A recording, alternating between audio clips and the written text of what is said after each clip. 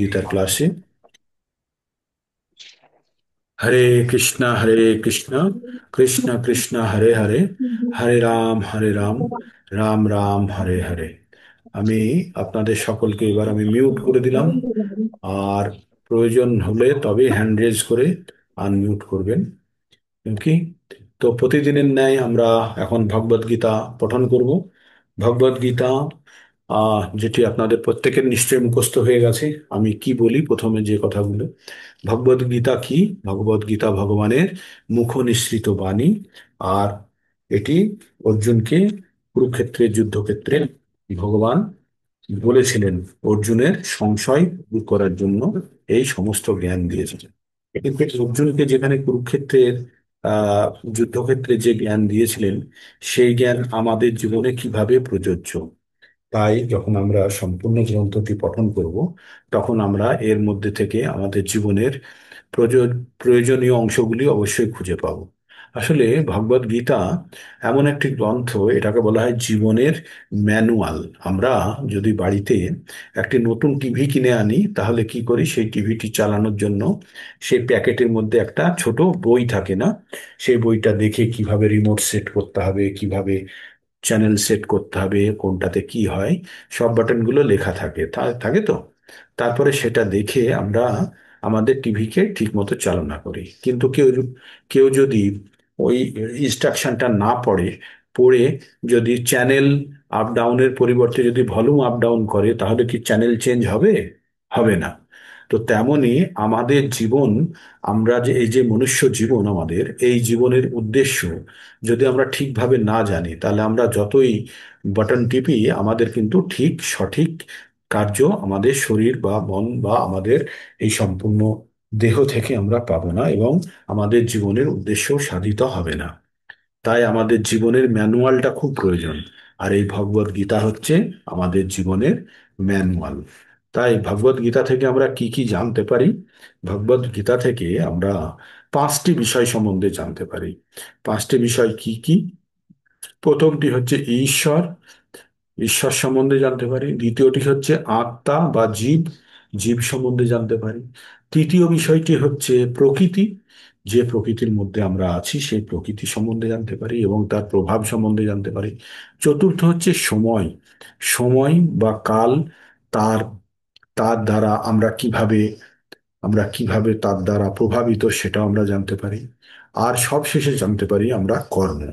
আর এই কর্মই হচ্ছে এই পাঁচটি বিষয়ের মধ্যে সব থেকে ভিন্ন। কারণ আমরা এখানে যারা বসে আছি, আমাদের প্রত্যেকের এই প্রথম চারটি বিষয় এক। আমাদের ঈশ্বর এক, আমাদের আত্মা একই রকম, আমাদের একই প্রকৃতিতে আমরা জুম মন্দিরে বসে আছি, আর সময়ও একই, ওই 5টা 24 মিনিট। তো তার মানে প্রথম চারটে জিনিস একই। তাহলে আমাদের মধ্যে আলাদা কি?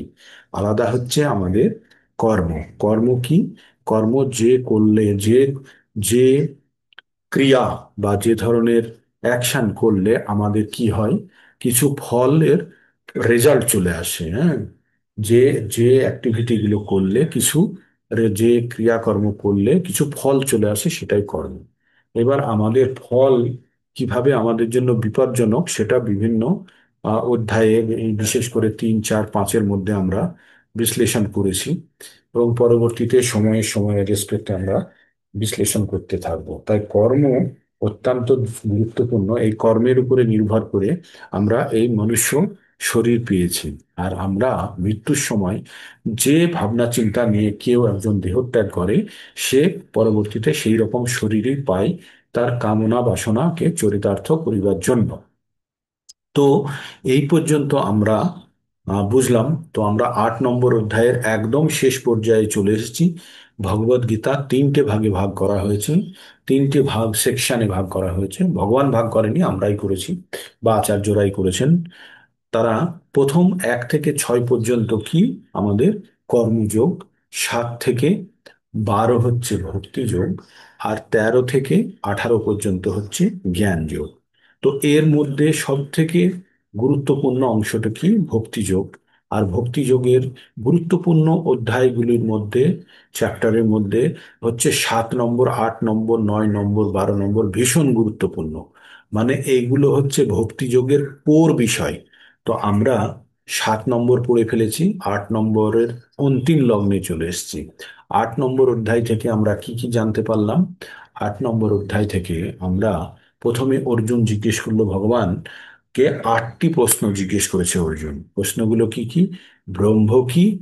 আধ্যাত্ম কি?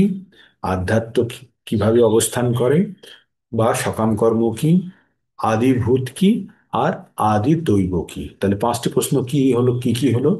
আধ্যাত্ম কি, ব্রহ্ম কি, আধ্যাত্ম কি, আর সকাম কর্ম কি, আদিভূত কি, আর আদি দৈব কি? 2 নম্বর শ্লোকে অর্জুন জিজ্ঞেস করলো যে আদি যজ্ঞ কি, আদি যজ্ঞ কি, আর আদি যজ্ঞে কিভাবে বাস করে। আর শেষের প্রশ্নটি সব থেকে গুরুত্বপূর্ণ, যার উপরে এই চ্যাপ্টারটি নির্ভর করছে, সেটি হলো যে মৃত্যুকালে জিতেন্দ্রীয় ব্যক্তিরা কিভাবে ভগবানকে স্মরণ করবেন। তাই ভগবান বিভিন্ন শ্লোকের মাধ্যমে, প্রথম 2টি শ্লোকের মাধ্যমে প্রথম 7টি প্রশ্নের উত্তর দিয়েছেন, এবং পরবর্তী শেষ কোশ্চিন যেটা ছিল, শেষ প্রশ্নটি ছিল যে মৃত্যুকালে ভগবানকে কিভাবে স্মরণ করবেন, সেটি বলতে গিয়ে এই পুরো চ্যাপ্টারটা তৈরি হয়েছে। ভগবত গীতার 8 নম্বর অধ্যায়ের পুরো চ্যাপ্টারটা পরের শ্লোকগুলোকে, পরের উত্তরটিকে দেওয়ার জন্য পরবর্তী শ্লোকগুলি তৈরি হয়েছে। তো ভগবান কি বললেন? ভগবান বললেন যে মৃত্যুকালে কিভাবে ভগবানকে স্মরণ করবেন। তাই ভগবান কালজয়ী সেই শ্লোকটি বললেন। আমরা এখন 8-5, 8-6 আর 8-7 আমরা এখন উচ্চারণ করব। আপনারা প্রত্যেকেই, যারা যারা পারবেন, মিউট অবস্থাতেই আপনারা নিজের থেকে উচ্চারণ করবেন আমার সঙ্গে সঙ্গে। অন্তকালে চ মামেব শরণমুক্তা কলেবরম जो प्रयाति समद्भावम् याति नास्तत्र संशया। আবার বলবে, অন্তকালে চ মামেব শরণমুক্তা কলেবরম जो प्रयाति समद्भावम्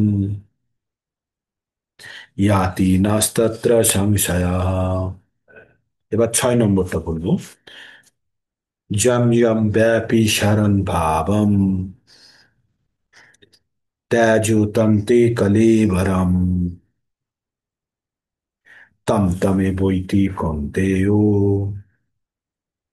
সদাস্তদ্ভাবো ভাবিতঃ। আবার বলবো, যম যম ব্যাপী শরণ ভাবম ত্যাজুতম তে কলেবরম তম তমে বৈতি কন্তেয় সদা তদ্ভাবো ভাবিতঃ। এবার 7 নম্বরটি পড়ব। তস্মাৎ সর্বেষু কালেষু মাম অনুসরম যুদ্ধ চ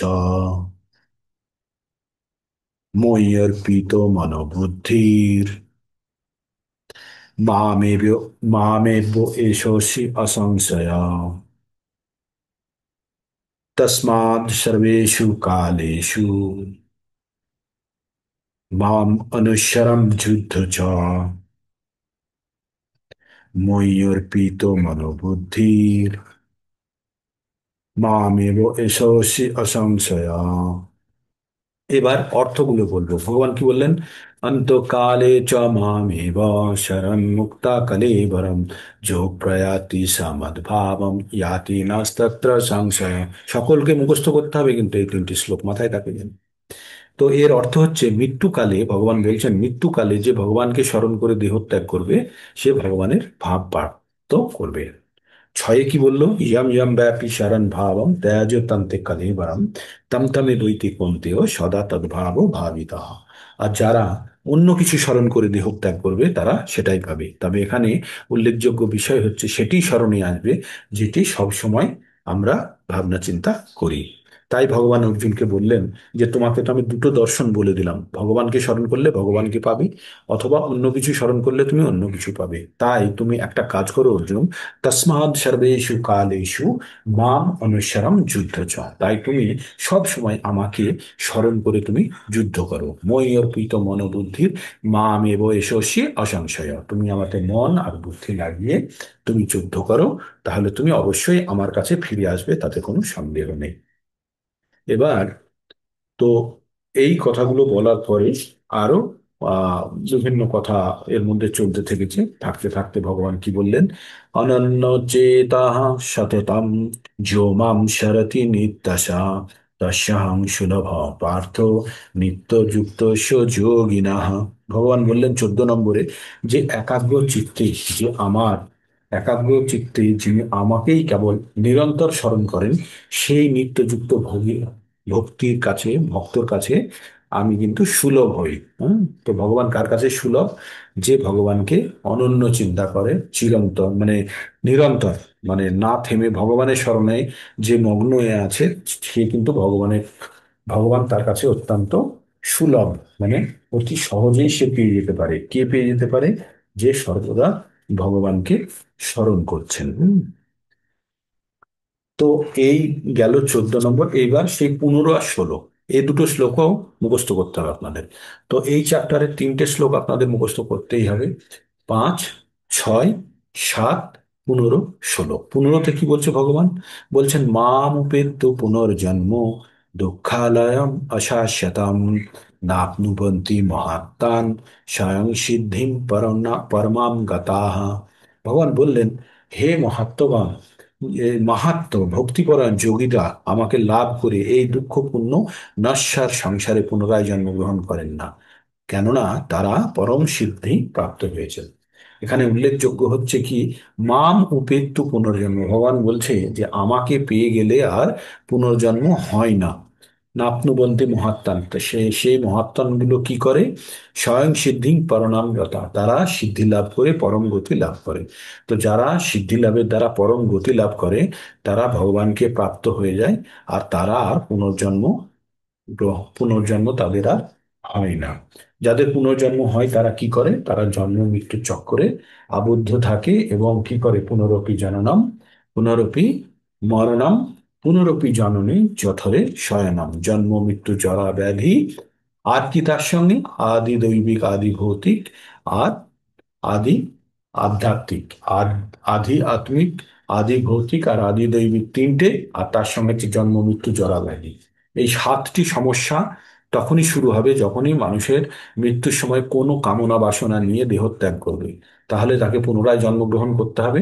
আর পুনরায় জন্মগ্রহণ করা থেকে শুরু করে বাকি আরো 6টি তার সমস্যার জায়গা আছে। তো আমরা যারা মনুষ্য, এই জড় জগতে আমরা যারা নিজেরা ভাবছি খুব আনন্দ ভোগ করছি বা খুব আনন্দে আছি, তাদের শুধু জানতে হবে আমরা জেলের মধ্যে আছি।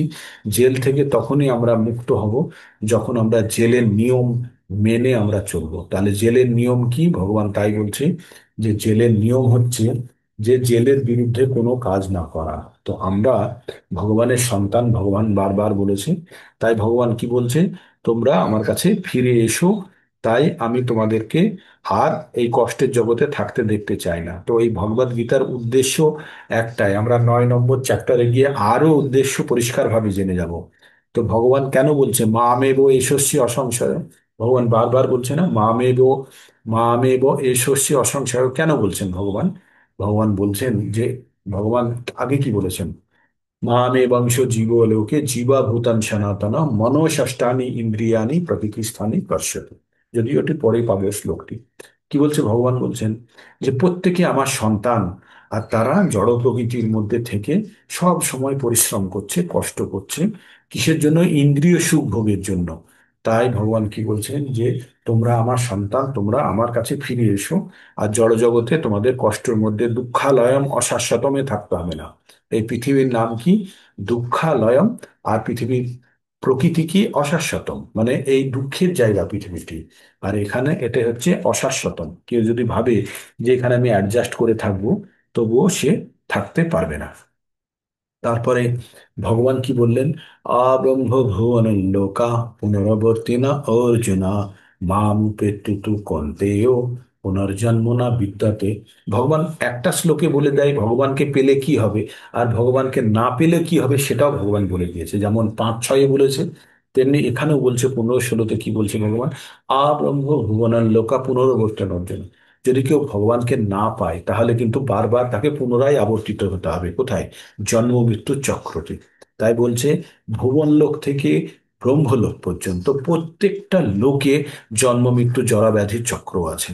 তাই বলছে, তাই অর্জুন মামু পেত্তুতু কন্তেও, কিন্তু অর্জুন তুমি যদি আমাকে পেয়ে যাও তাহলে কিন্তু আর তোমার পুনর্জন্ম হবে না।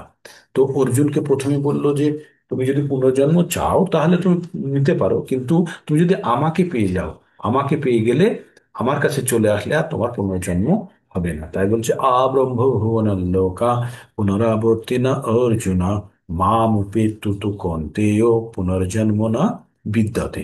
এই বলে আমাদের 15-16 পর্যন্ত হলো। তারপরে ব্রহ্মার একদিন কত? 432 কোটি বৎসর। আমাদের এক বছর, আমাদের ব্রহ্মার একদিন মানে আমাদের জীবনের 432 কোটি বৎসরের সময়। আর ব্রহ্মা কতদিন বাঁচেন?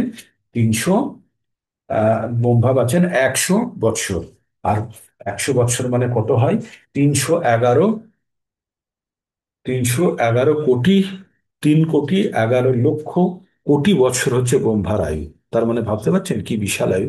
কিন্তু আয়ু শেষেও ব্রহ্মাকে আবার কি করতে হবে? আবার মৃত্যুবরণ করে ফিরে আসতে হবে। তো এখানে এবার এই এই চ্যাপ্টারের বাকি জায়গাগুলোতে বলছে যে কিভাবে যে মানুষ কিভাবে মৃত্যুকালে কি স্মরণ করলে কোথায় যায়। তাই এখানে দুটো আমাদের এখানে দিয়েছিল, যে যারা উত্তরায়ণকালে, তারপরে শুক্লপক্ষে, উত্তরায়ণকালে শুক্লপক্ষে দেহত্যাগ করলে কি হয়, আর দক্ষিণায়নকালে কৃষ্ণপক্ষে দেহত্যাগ করলে কি হয়, এগুলো আমরা আগেই শুনেছি। তো আমাদের এখানে বলছে যে যারা যে কোলে, যে কালে মৃত্যু হলে যোগীরা এই জগতে প্রত্যাবর্তন করেন না, সেই কালের কথা আমি বলবো। ভগবান কি বললেন?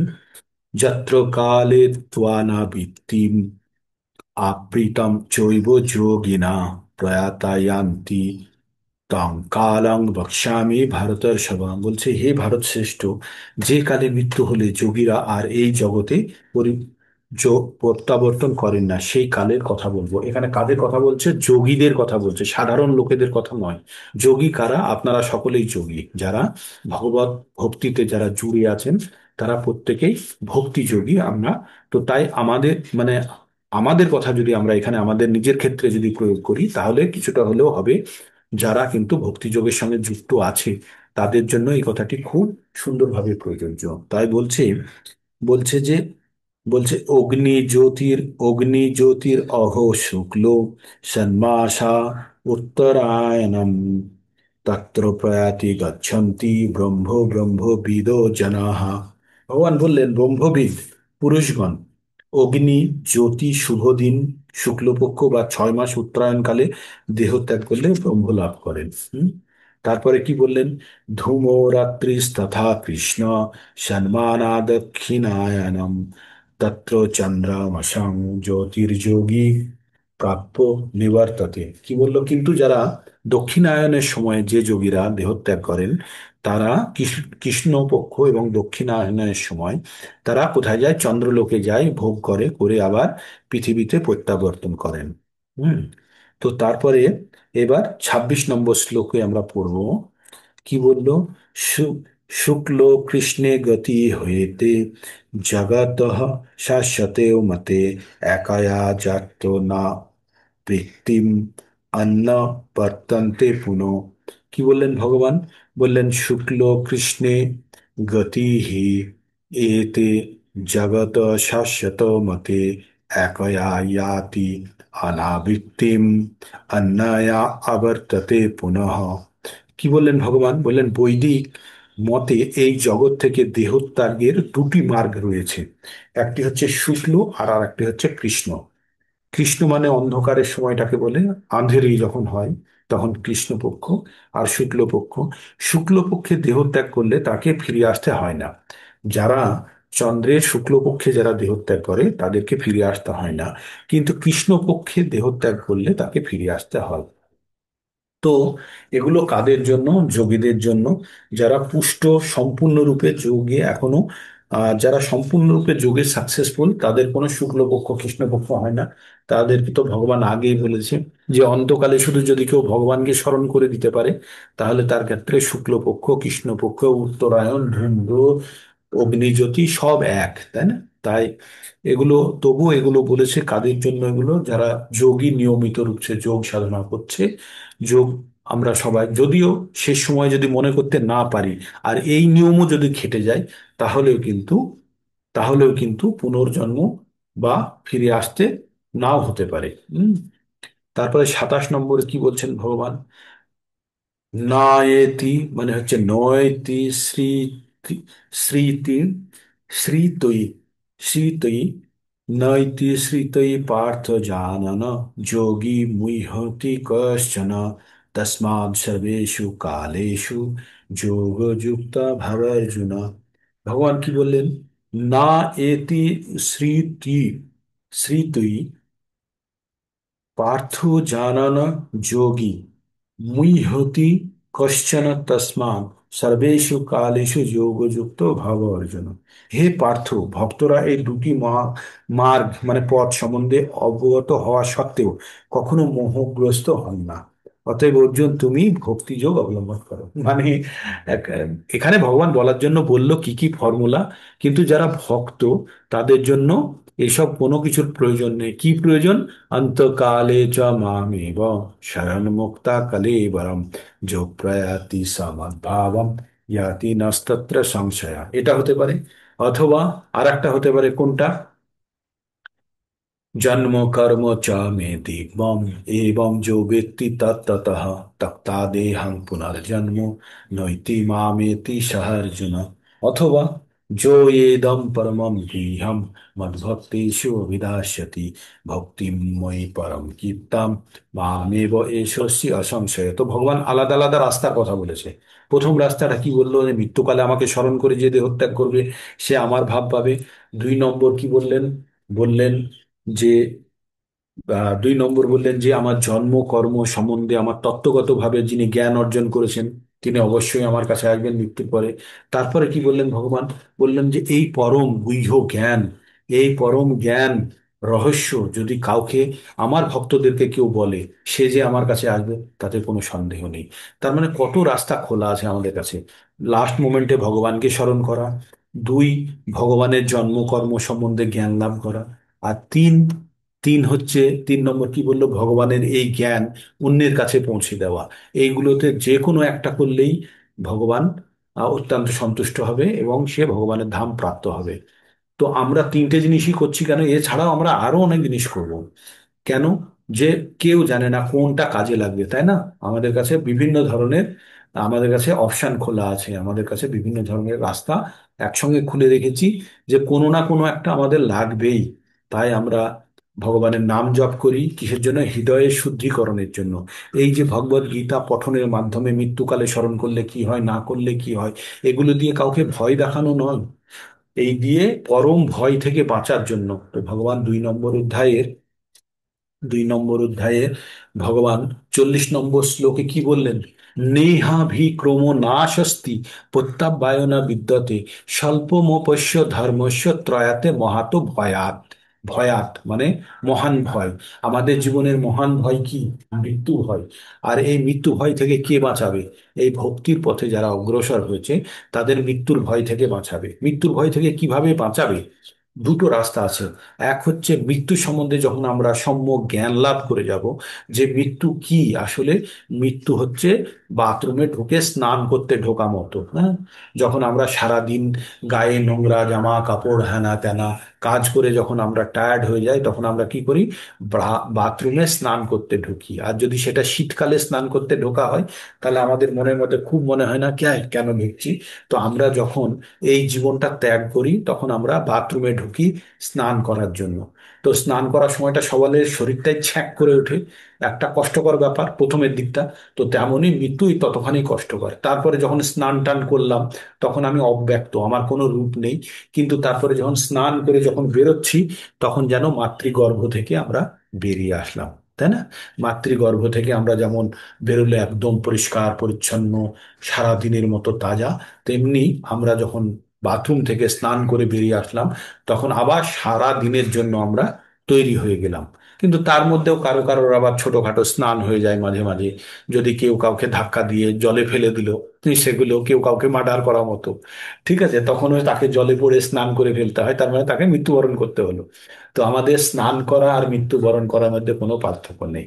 স্নান করার পরে ফ্রেশ হয়ে আমরা যেমন আবার সুন্দর আর একটা দিন শুরু করি, তেমনি মৃত্যুর পরে নতুন শরীর ধারণ করে আবার আর একটা জীবন শুরু হয়। কিন্তু এই প্রতি কষ্টে, মানে স্নান করার যে কষ্ট শীতের সময় খুব কষ্ট না, তেমনি এই জীবন ছেড়ে আবার আর একটা নতুন জীবনে ঢোকার পূর্বে যে দেহত্যাগের যে পদ্ধতি, সেই দেহত্যাগের পদ্ধতিটা সত্যি কষ্টকর। তাই ভগবান বলছে, এই বারে বারে এইসব ঝামেলার মধ্যে তোকে যেতে হবে না, তুই আমার কাছে চলে আয়, তোর আমি ব্যবস্থা করে দিচ্ছি, ঠিক আছে?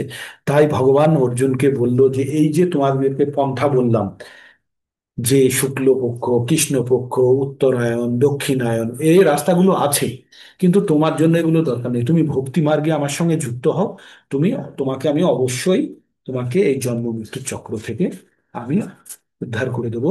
তাই তুমি কি করো, তুমি যোগী হও, যোগী। তারপরে ভগবান কি বললেন, এবার 28 নম্বর শ্লোক, মানে শেষ শ্লোকটি এই অধ্যায়ে বলছেন, বেদেষু যজ্ঞেষু তপসু তপঃসু চৈব দানেষু যৎ পুণ্য ফলং প্রতিষ্ঠিতম প্রতিষ্ঠম অত্যতি তৎ সর্বমিদং বিদিত্বা যোগী পরম স্থানম উপেত্তি চতম। এটা অ্যাকচুয়ালি ওই চারটের লয়ে পড়তে হয়। বেদেষু যজ্ঞস্য তপস্যু চৈব দানেষু যৎ পুণ্যফলং উপদিষ্টম অত্যতি তৎ সর্বমিদং বিদিত্বা যোগী পরম স্থানম স্থানম উপেত্তি চ আদ্যম। ভগবান এর উত্তরে কি বললেন, ভক্তিযোগ অবলম্বন করলে তুমি তুমি কোনো ফল থেকেই বঞ্চিত হবে না। এবার ভক্তিযোগ করলে কি কি জিনিসগুলো পাওয়া যাবে? বেদ পাঠ, আমরা যে এই যে বেদ, আমরা ভগবানের বাণী, এটাও একটি বেদের অংশ হিসাবে, পঞ্চম বেদ মহাভারতের অংশ। তাই বেদ পাঠ বলছে। যজ্ঞ অনুষ্ঠান করা, আমরা কি করি, নাম যজ্ঞ করি বা অন্যান্য যজ্ঞ, হোম যজ্ঞ করি। তপস্যা, আমরা যে উপবাস করি, আমরা করি তো, উপবাস করি তো, সেটা আর কি তপস্যা। দান, আমরা ভগবানের সেবার জন্য দান করি। যত ধরনের জ্ঞান এবং কর্ম সাধিত আছে, আমরা কি করি, এই জ্ঞান আরোহণ করছি এবং জ্ঞান বিতরণ করছি। এবং যে ধরনের কর্মগুলো করছি সেই সমুদয়ের ফল যোগী বা ভক্তি যোগের দ্বারা লাভ করে পরম ধাম প্রাপ্ত হয়। এই যত কিছু কাজ, সকাম কর্ম, নিষ্কাম কর্মযোগ, বিকর্ম, যত, এটা হচ্ছে কর্মযোগের অংশ গেল, জ্ঞান যোগের অংশ গেল, তপস্যা, দান, যজ্ঞ, যত কিছু আছে সব কিছু একটা আমাদের কভারেজ পূর্ণ হয়ে যাবে। সেই কভারটি কি, সেটা হচ্ছে ভক্তি যোগ। কেউ যদি ভক্তি যোগের মধ্যে প্রবেশ করে, তাহলে বাকি জিনিসগুলো অটোমেটিক্যালি তার মধ্যে হয়ে যায়। মানে ভক্তি যোগ যদি 100 টাকার নোট হয়, তাহলে দান হলো 5 টাকার নোট, কর্ম হলো 10 টাকার নোট, তারপরে তারপরে কি হলো, যে যজ্ঞ হলো 50 টাকার নোট, এগুলো সব 100 টাকার নোটের মধ্যেই আছে। আর 100 টাকার নোটটা কি, ভক্তিযোগ। আর ভক্তিযোগ মানে ভক্তি কি, ভক্তিযোগ হচ্ছে ভগবানের সেবা, ভগবানের ভক্তিময় সেবা। ভক্তিময় সেবার মধ্যে কি আছে, ভজন, কীর্তন, শ্রবণ, পঠন, জ্ঞান বিতরণ, এগুলো সব ভগবানের ভক্তিময় সেবা। তাই শুধু আমরা সেবা মানে কিভাবে পুজো অর্চনা করাই ভগবানের সেবা নয়, ভগবানের এই পরম জ্ঞান গ্রহণ করা এবং অন্যদের মধ্যে বিতরণ করাও ভগবানের ভক্তিময় সেবা। তো এই বলে আমাদের অষ্টম অধ্যায়ের এখানেই সমাপ্তি হয়ে গেল আজকে। তো আমরা 8টি অধ্যায় পড়ে ফেললাম, কর্মযোগের 6টি এবং ভক্তিযোগের 2টি অধ্যায় আমরা পড়ে ফেলেছি। এরপরে যেটা পড়বো সেটা হচ্ছে সব থেকে, ভগবদ গীতার মধ্যে সব থেকে গুরুত্বপূর্ণ অধ্যায়, 9 নম্বর অধ্যায়। আর 9 নম্বর অধ্যায়ের নাম হচ্ছে পরম গুহ্য, রাজগুহ্য যোগ। রাজবিজুজ মানে হচ্ছে পরম জ্ঞান। এই 9 নম্বর অধ্যায় থেকে পাওয়া যাবে, ঠিক আছে? তো আপনারা মানসিক দিক থেকে প্রস্তুত হন। 9 নম্বর অধ্যায়ে আমরা প্রবেশ করব। তার মধ্যে আজকে এখনো 10 মিনিট সময় আছে। আজকে তাড়াতাড়ি আমি শেষ করে ফেলেছি। 8 নম্বর অধ্যায় বা তার আগের কোনো জিনিস নিয়ে কোনো রকম যদি আপনাদের প্রশ্ন থাকে, তাহলে আপনারা হ্যান্ড রেজ করুন, বা আমি আপনাদেরকে আনমিউট করার অ্যাক্সেস দিচ্ছি। আজকে আপনারা কথা বলেই ছাড়ুন, হ্যাঁ। আপনাদেরকে আপনাদেরকে আনমিউট করার অ্যাক্সেস আমি দিয়ে দিলাম। এবার আপনারা আনমিউট করে বলতে পারেন আপনাদের অভিজ্ঞতা, আপনাদের প্রশ্ন, বা আপনারা কোনো কিছু শেয়ার করতে চাইলে। কারণ এই 8 নম্বর পর্যন্ত মানে ভগবতের প্রায় ভগবদ গীতার মূল তত্ত্ব তো আপনাদেরকে আমি কয়েকবারই বলে দিয়েছি। এবার 9 নম্বরটা যখন আপনারা পড়ে ফেলবেন, তখন জানবেন যে ভগবদ গীতা হয়েই গেছে। আর বাকিগুলো ওই ওই জিনিসটাই আমরা ঘন ঘন পড়বে, ঠিক? তো কারো কিছু বলার কোনো প্রশ্ন এতদূর পর্যন্ত, 9 নম্বর অধ্যায় 8 নম্বর অধ্যায় পর্যন্ত, বা কোনো কিছু আমাদের ভক্তি সংক্রান্ত? আর যাদের যাদের কাছে ভগবদ গীতা নেই, প্লিজ আপনারা একটা ভগবদ গীতা আনিয়ে নিন, নিয়মিত পঠন করুন। আপনাদের পারমার্থিক উন্নতি গ্যারান্টেড। গ্যারান্টেড মানে ভগবদ গীতা যে সম্পূর্ণরূপে একবার পঠন করে ফেলেছে, তার মুক্তি গ্যারান্টেড। মানে গ্যারান্টি দিচ্ছে ভগবান। ভগবান কি বলেছে? অর্জুনকে বলেছে, অর্জুন বলছে, সমহং সর্বভূতেষু নামে দেশস্তে না প্রিয় যো ভজন্তে তুমে ভক্তা মহি তে তেষু চক্পায়ন। অতি চেত সুদূরাচার মানে অত্যন্তকে নিম্ন থেকে নিম্নতর ব্যক্তি, জঘন্যতম ব্যক্তি, অতি চেত সুদূরাচার ভজন্তে মাম অনন্য ভাব। সে যদি ভগবানের ভক্তি করতে শুরু করে দিয়েছে, বলছে তাকে যোগী বলে জানবে। সেও যোগী। কে? যে অত্যন্ত নিম্ন শ্রেণীর ব্যক্তি, মদ খেয়ে পড়ে থাকতো, ভগবানের নাম কোনোদিন নেয়নি, সে সারাদিন রাস্তা জঙ্গলে ঘুরে বেড়াতো, সে যদি মানে আমাদের এই ভুট্টোর মতো যদি কেউ যদি কোনোদিন ভগবান ভক্তিতে চলে আসে, তাকেও আমাদেরকে জানতে হবে যে সে যোগী। তাই ভগবান বলছেন অতি চেত সুদূরাচার ভজতে মাম অনন্য ভাব। সাধুরেব, তাকে সাধু বলে জানবে। সাধুরেব সমন্তব্য সম্যক ব্যবস্থিতে ঈশ্বর। যেহেতু সে ঠিক পথে চলে এসছে, তাই তাকে সাধু বলে জানবে। তো তারপরে ভগবান বলছেন, ভগবান বলছে তারপরে কি হবে তার অবস্থা। ক্ষিপ্রম ভবতি ধর্মাত্মা। সেই ব্যক্তি অতি শীঘ্র ধর্মাত্মায়, সে ধর্মাত্মা মানে আমরা মহান আত্মা বলি না, তো তার আত্মা ধর্মে সম্পূর্ণরূপে বিগলিত হয়ে যাবে। ক্ষিপ্রম ভবতি ধর্মাত্মা শাশ্বত শান্তি নিগচ্ছতি। সে সম্পূর্ণ শান্তি পাবে। আর সে শাশ্বত মানে একদিনের জন্য না, সে যে মন তার বিচলিত থাকতো, এদিকে ওদিকে যেত, তা না, সে শাশ্বত শান্তি পাবে। আর কি বলছে এই কথাটি? ভগবান বলছে কোন্তেও পতি জানিহি। হে কোন্তিও পতি জানিহি নামে ভক্তা পুনশ্যতি। হে অর্জুন, তুমি চিল্লে চিল্লে বলো সকলকে যে আমার ভক্তের কখনো পতন হয় না। মানে একদিনও যদি কেউ ভগবানের নাম সম্পূর্ণরূপে ভক্তি সহকারে, যদি একদিনও কেউ ভগবানের নাম কেউ গ্রহণ করেছে, সে ভগবানের ভক্ত হয়ে যায়। আর সেই ভক্তের কখনো পতন হয় না। ভগবান এটা গ্যারান্টি দিয়ে বলছেন। ভগবান এটা গ্যারান্টি। তার মানে আপনাদের চিন্তার কোনো কিছু নেই। প্রত্যেকে আপনারা রাইট ট্র্যাকে আছেন। এখন সেটা দরকার যে কোনো অবস্থাতেই যেন আমরা এই পথ থেকে বিচ্যুত না হয়ে যাই। আমরা নিয়মিত ভগবানের কথা শ্রবণ করব, পঠন করব, এবং ভগবানের সেবায় যুক্ত হব। ভগবানের সেবার মধ্যে কি? শ্রবণং কীর্তনং বিষ্ণু শরণং পাদ সেবনং অর্চনং বন্দনং দাস্যং সাক্ষং আত্মনিবেদনম। তো এইগুলোর মধ্যে যে কোনো একটা করলেও হবে। আপনারা তো একটার বেশি করছেন, শ্রবণ করছেন, কীর্তন করছেন, ভগবানকে স্মরণ করছেন, ভগবানের পুজো অর্চনা দাস্যং সবকিছু করছেন। তো ভগবান কেন আমাদেরকে রক্ষা করবে না? প্রত্যেকে, প্রত্যেকটা ভক্ত যারা, যাদের মধ্যে সামান্যতম ভক্তি ভোগের মানে যোগের উদ্ভাবনা হয়েছে, ভক্তির ইচ্ছা যাদের মধ্যে তৈরি হয়েছে, তাই তো আপনারা সকাল সকাল ঘুমকে ত্যাগ করে, বিছানা ত্যাগ করে, কষ্ট দূরে রেখে আপনারা কি করছেন? আপনারা ভগবত ভক্তিতে যুক্ত হওয়ার চেষ্টা করছেন। এটাই যথেষ্ট, এটাই যথেষ্ট। বাস। এই যে আমরা ভক্তি যোগের পথে আমরা যে এগোচ্ছি, ভগবান এতে অত্যন্ত সন্তুষ্ট। শুধু আমাদের কি করতে হবে? আমরা নিয়মের থেকে যেন বিচ্যুত না হয়। 4টে নিয়ম। কি কি 4টে নিয়ম? আমরা আমিষ গ্রহণ করব না, আমরা অবৈধ সম্পর্ক করব না, আমরা জুয়া খেলবো না, আমরা কোনো নেশাদ্রব্য গ্রহণ করব না। এই চারটে নিয়ম। আর কি করব? আমরা নিয়মিত 16 মালা জপ করব। প্রভুপাদজি বলছেন এই চারটে নিয়ম আর 16 মালা যে জপ করেছে না, তার গ্যারান্টেড ভগবান ধাম, তার গ্যারান্টেড। তাকে কোনো আর এই জগৎ সংসারের ঝামেলায় পড়তে হবে না।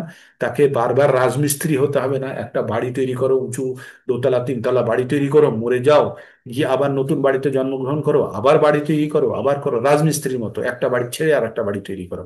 এই জন্ম মৃত্যুর চক্র থেকে একদম মুক্ত। তো এর থেকে সহজ পন্থা আর কিছু নেই। আগে রাজা ঋষিরা বা মুনিরা হাজার হাজার বছর তপস্যা করতো, 60,000 70,000 বছর তাদের তপস্যা করতে হতো। আর এখন কি হচ্ছে? এখন ভগবান এত সিম্পল, কলিযুগের এইটাই তো সুবিধা। কলিযুগের এটাই তো সুবিধা, তাই বলছে হরের নাম হরের নাম, হরের নাম এই কেবলম, কালো নাস্তব্য নাস্তব্য নাস্তব্য গতির অন্যথা। হরের নাম হরের নাম হরির নাম, হরির নাম এই কেবলম, শুধুমাত্র হরির নাম। কলেও মানে কলিযুগে নাস্তব্য নাস্তব্য নাস্তব্য, নেই নেই নেই, আর অন্য কোনো গতি নেই।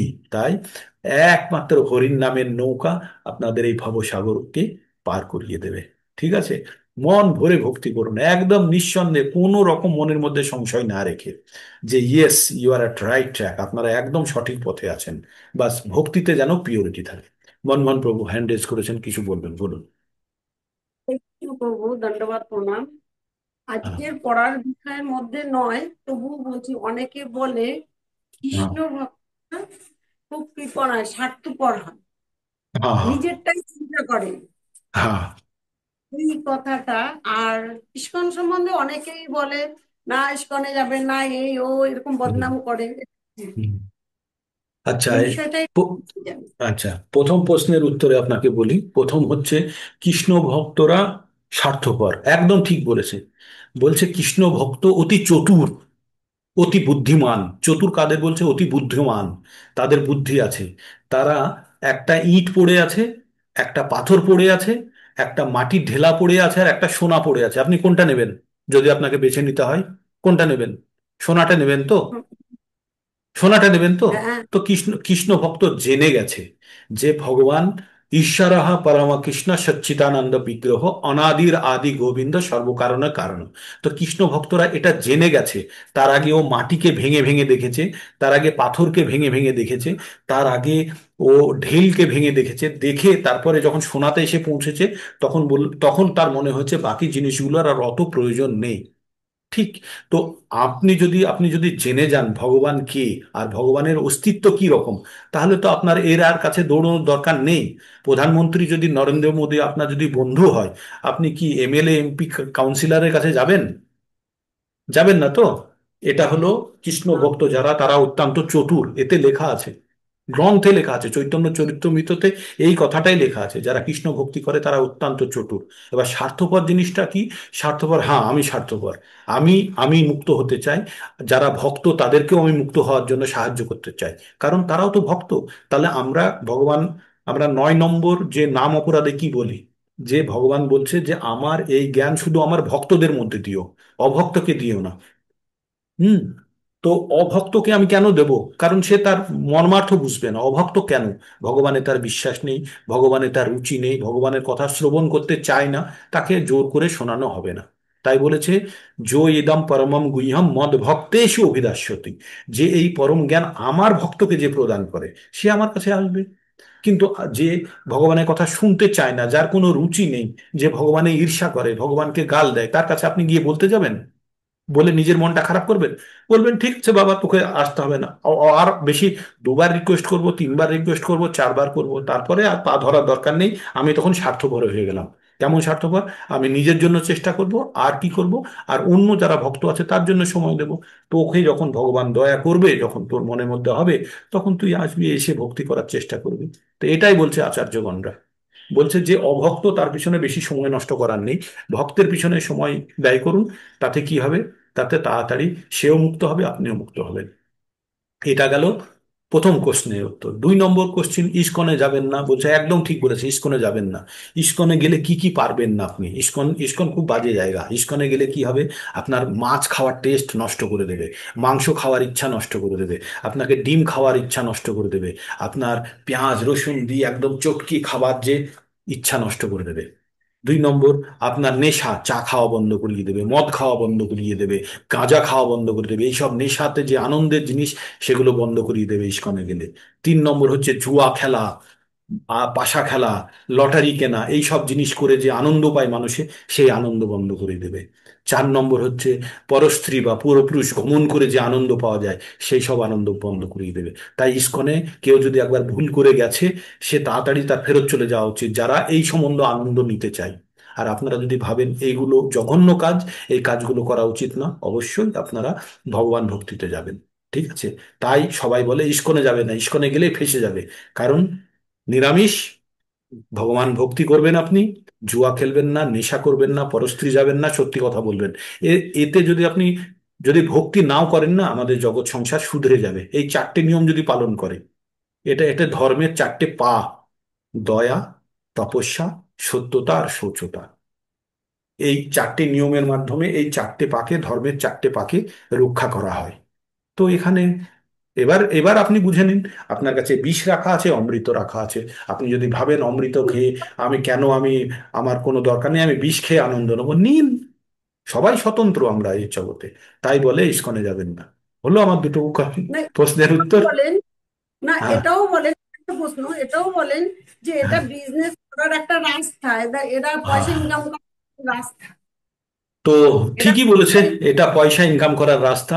আমরা এমন হ্যাঁ, অর্থ সঞ্চয় করছি, আমরা এমন অর্থ সঞ্চয় করছি, যে অর্থ উপরে গেলে কাজ হবে। নেহাভি ক্রমণাশস্তি প্রত্যবায়না বাণিজ্য। বিদ্যাতে স্বল্পমপস্য ধর্মস্য ত্রয়াতে মহাতো ভয়াত।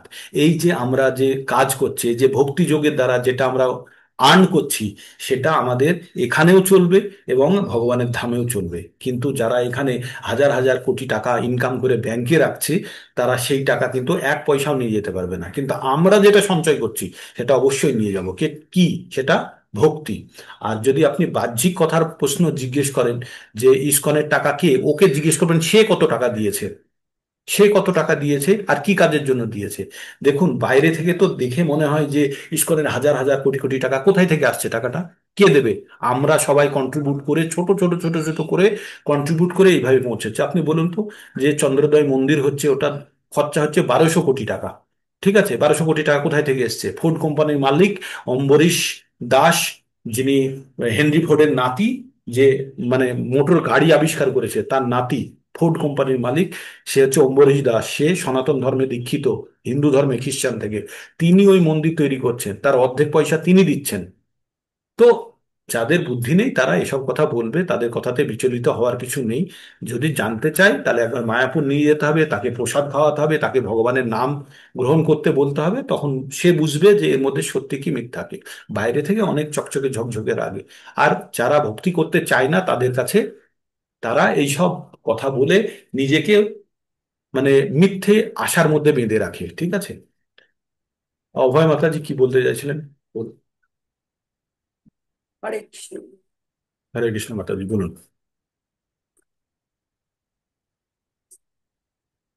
বলুন মাতাজি, শুনতে পাচ্ছি না। হরে কৃষ্ণ। অভয় মাতাজি, মাতাজি আপনার কথা শোনা যাচ্ছে না। আপনারা কেউ আমার কথা শুনতে পাচ্ছেন? আমি তো শোনা যাচ্ছে, বলুন, শোনা যাচ্ছে। শুনতে হ্যাঁ পাচ্ছি। মাতাজি বলুন। হ্যাঁ মাতাজি বলুন, অভয় মাতাজি বলুন, কি বলতে চাইছেন?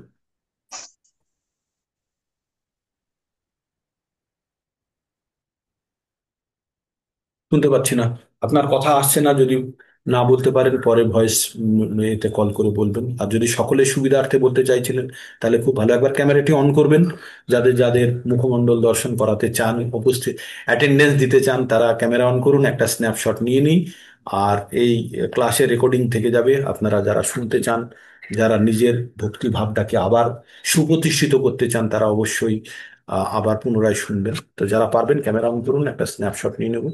আর যদি কারো কিছু বলার থাকে, কোনো প্রশ্ন থাকে, আপনি গ্রুপে চ্যাটে দিতে পারেন, ভয়েসে দিতে পারেন, যাতে সকলের উপকার হয়। কারণ আমরা সবাই একই সহযাত্রী।